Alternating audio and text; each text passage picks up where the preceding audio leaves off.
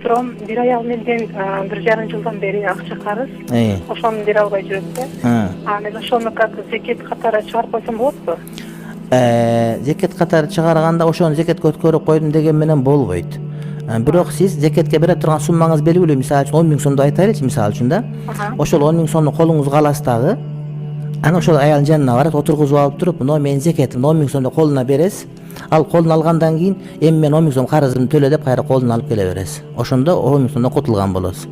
Анткени колуна карматуу шарт, түшүндүңүзбү? Бирок ошо колуна алгандан кийин качып кетип калса ойду анык болуп калды болду. Ооба. Өткөзүп жиберүү менен болбойт. Перечисление деген болбойт. А жерде мындай буну өткөзүп койдум деген. Бирок колуна карматыш керек деген сөз, Бактылуу болуңуз. Кудайым жакшылык берсин. WhatsApp суроолорго жооп берип, андан кийин аракет кылабыз. Мен Кыргызстандын ичинде машина алып сатам. 300 миңге чейинки баада. Кээде бир машинага $200-400 чейин